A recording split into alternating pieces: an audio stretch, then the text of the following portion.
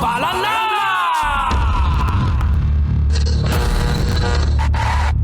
Ang tambalang kumikinang. Nicole Ayala and Diego Bandido. Ang kwento. Mula sa mahiwagang Burnay. Mula sa mahiwagang Burnay.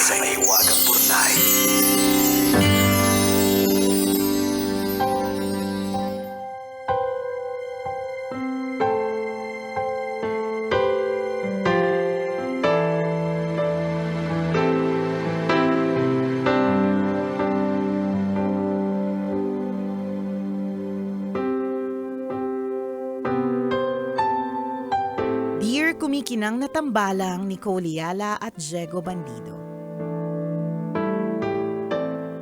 Magandang araw po sa inyo.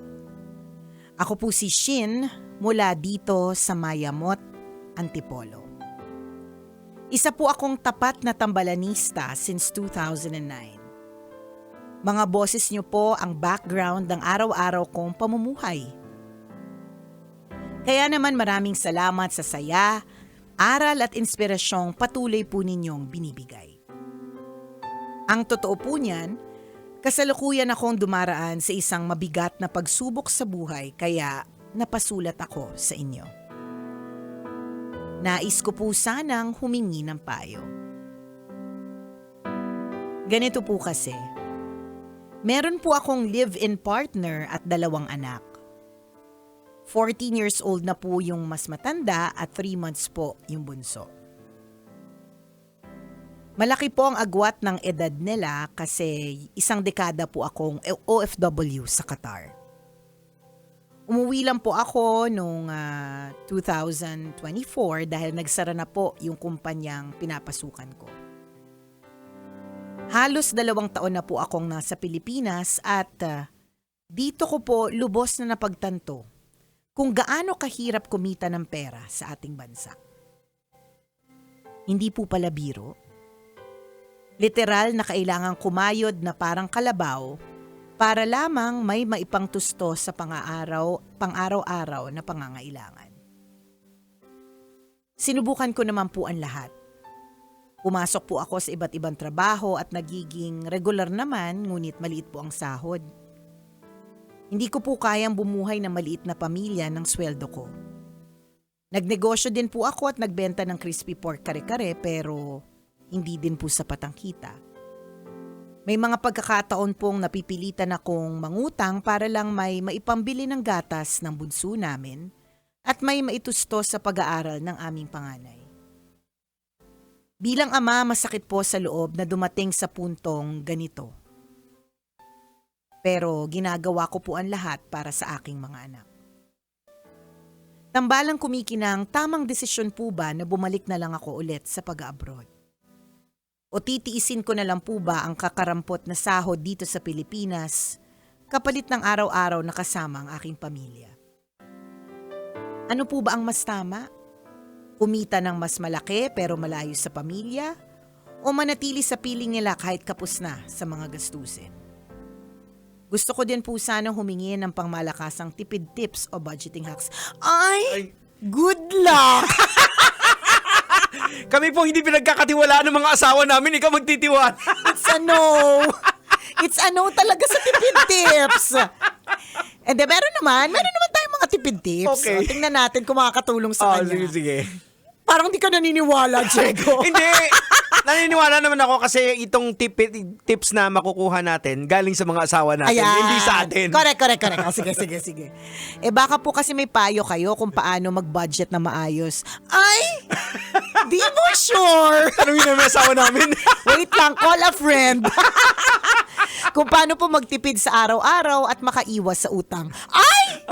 Di mo sure! Tanungin din namin uli. Call a friend ulit. Maraming salamat po sa oras na binigay ninyo sa pagbabasa ng sulat ko. Patuloy po akong makikinig at susuporta sa inyo. Mabuhay po ang tambalan at mas marami pa po sana kayo mapasaya at matulungan sa pamamagitan ng programa ninyo. Ang inyong kumikinang na tagapakinig, Shin. Shin! Shin! Ayan. sa later part ng mga tanong mo, hindi kami sure. Hindi kami sure talaga eh. Okay. So,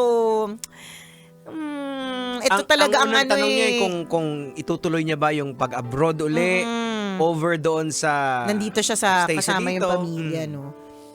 Hindi mo talaga, ako para sa akin, hindi mo masisisi ang mga OFW.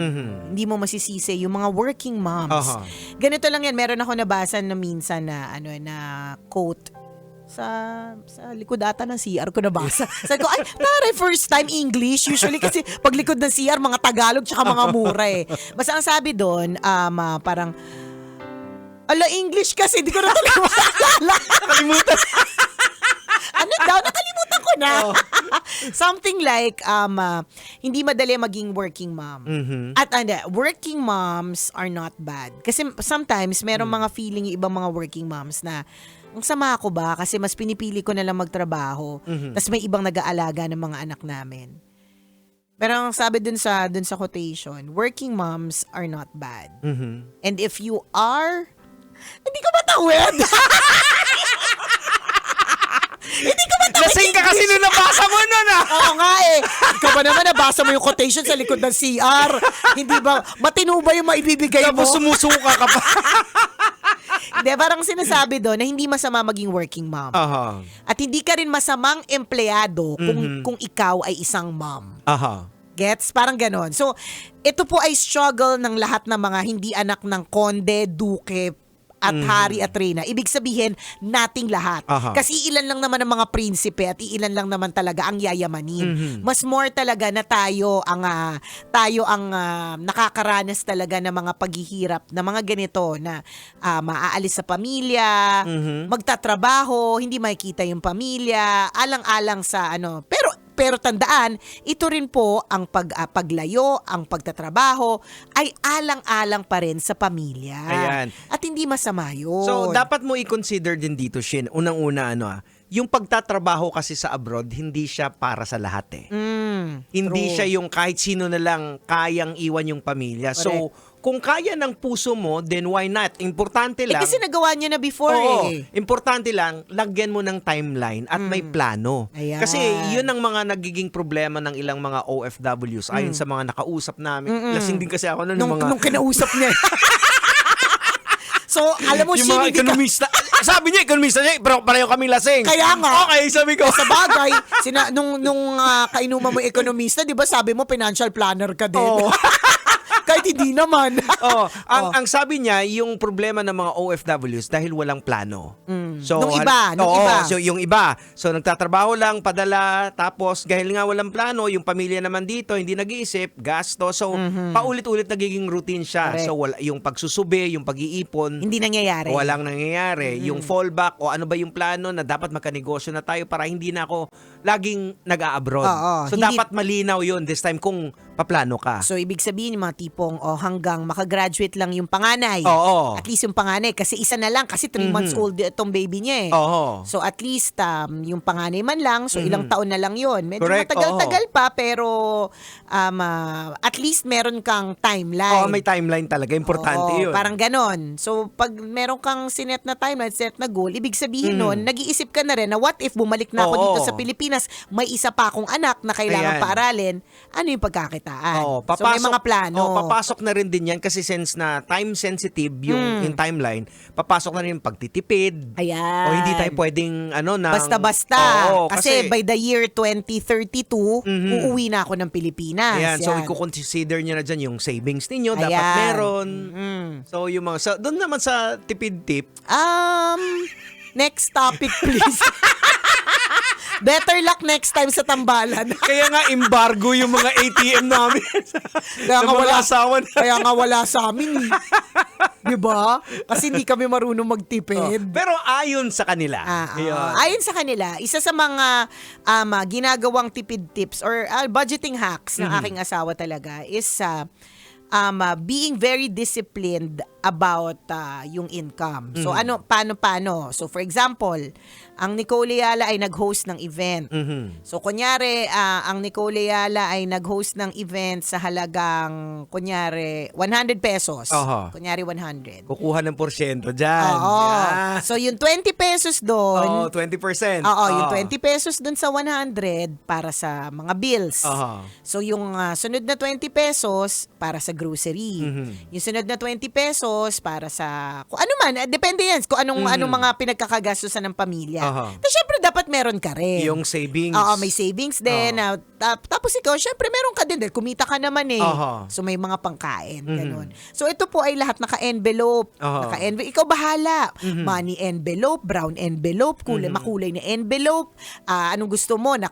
Basta kahit ano, basta nakasubi, tapos nakahiwa-hiwalay. Tapos hindi po ito gagalawin. Ayan. Kasi yun po yung mahalaga. Kaya nga sinabi ko yung word na discipline. Yung disiplinado ka na. Kahit anong mangyari, kahit may makita kang ang sarap na milk tea, kung wala ka naman talagang hawak na pera, hindi mo gagalawin yung para dun sa tuition para makabili ng milk tea. Tama. So, dapat disiplinado ka. Hindi ako disiplinado eh. Natandaan mo, noong 2025, January, bumili ako ng money envelope. Ano Kasi nangyari? sabi daw nila, pag meron ka daw money envelope na ganun, makakaipon ka daw ng 100,000. May mga naipon naman ako ng mga ilang libo. Okay. Kaya lang, no, may mga nakikita ko magaganda na items sa online, isa-isa ko na lang nadukot. Hanggang sa hindi ko na mahanap yung mismong money envelope. Siguro yung money envelope naglakad, lumayas, Oo. nagalit. Yan yung mga bata dati na naggagawa na alkansa sa lagayan ng pulbo. Correct, Pag may pero- gusto bili ng candy. Kukunin yung pangtsane. Tapos yun yung pinandudukot ng 5 piso kasi yung 5 piso, ay hindi yung piso, Oo. ang pinakamadaling dukutin kasi malaki siya nung Oo. araw. Di ba? Gawain. Gawain natin nung araw. So, Oo. it takes a lot of discipline, yung mga budgeting hacks na yan. Oo. Hindi kasi talaga kami eksperto dyan, pero ito po ay ayon sa kwento ng mga ano namin, Ayan. partners. Mga partners namin. Kaya, importante din dito yung partner mo. Yes. Hindi lang ikaw. Dapat Correct. dalawa kayo. Kasi dalawa kayo nagpapatakbo ng pamilya. Tama. Eh. So ano ang plano ng partner ninyo? Partner mo dito sa eksenang ito. Oo. Ganon. Ayan. So again, yung pag-abroad ako, I would say na dahil kaya mo at nagawa mo na, then why not mag-set lang ng timeline. At Tama. may plano dapat. May fallback. Correct. Totoo. Alam mo, ang nakakalungkot lang talaga na parte dito sa kwento niya, Jegs, is the fact that yung ang hirap mabuhay dito sa Pilipinas, sa kakarumpot talaga na Aha. sweldo. Yun talaga yung malungkot na Aha. hindi ko rin alam kung papaano yung solusyon. Naalala ko lang kasi 'di ba hanggang ngayon ang dami pa rin nagtatag sa akin nung video ko nung nakikibaka ako 25 years ago, isa akong estudyante. 4th year college. Nakakalungkot isipin na 25 years later, ganun pa Ganun rin. pa rin. Pero Alam mo again, yun, sana ganun pa rin. Yan yung masaklap. Tapos yung mga Pilipino, laban na lang ng laban Oo. daily. Ganyan. Laban. And speaking of laban, it's a matter of perspective din eh. Yes, para sa'yo, nakikita mo mahirap na mabuhay. Pero may mga kwento tayong naririnig, tricycle driver, basurero, Tama. na pagtapos ng college yung ano eh. So Correct. it's a matter of perspective, paano ka lumaban. Kaya siguro nagtatanong din siya ng mga hacks. Mhm. Kasi madami din naman talagang kwento ng mga mahirap talaga sila. Oo. Hindi talaga sila, kulang din talaga, Yes, kahit oo. isang tuka, Mhm. pero nagagawa. Hindi, manggagaling na lang sa mga sarili naming mga magulang. Yan, Correct. pamilya namin. Totoo. Nagawa naman. Oo. So, posible. Ayan. Babalik na naman tayo sa ganyan na naman, tuturuan yung mga Pilipino maging resilient, ganon. Pero, ganon talaga eh. Ano gagawin natin? Tama. O, sa ngayon, ganon muna. Oras natin, 1:39. Ako pong kumikinang na ulo, Diego Bandido. At akong kumikinang ina mo, Nicole Ayala. Kailangan pa bang i-memorize yan? Basic!